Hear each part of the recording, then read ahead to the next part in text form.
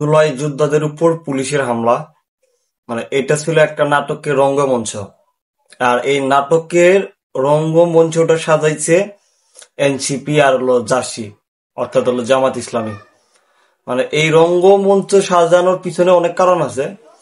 তারা এই জুলাই সনদের যে বাস্তবায়ন, এখন হচ্ছে যে জুলাই যোদ্ধারা এটা বয়কট করবে, তারপরে সার্জিস হাসনাত এনসিপি যে আরো চেলাপেলা আছে তারা বয়কট করবে, তারপর জাসির বাচ্চারা, রাজাকারের বাচ্চারা, ইয়াহিয়ার বীজের জন্ম যারা আছে, পাকিস্তানের বীজের পয়দা, তারা বয়কট করবে।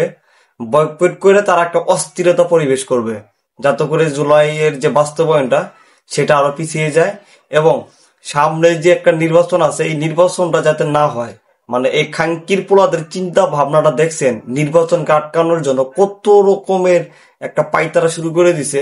আর এই এই নির্বাচনটা যদি না হয়, খাঙ্কির পোলারা বর্তমান দেশের যে অবস্থা, হ্যাঁ, নড়বড়ে অবস্থা, তার কোনো বাবার আসতেছে না ইনভেস্ট করতে। তার গাজীপুর নারায়ণগঞ্জে দেখ তার গার্মেন্টসের অবস্থাগুলো কি, তার বাবারা নাই।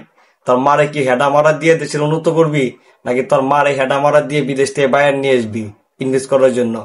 আর এই খাঙ্কির পোলাদের একটা রাজনৈতিক যে চালটা শুরু করে দিছে এই জাসির বাচ্চারা, মানে এদের নিয়ে আর কি বলবো।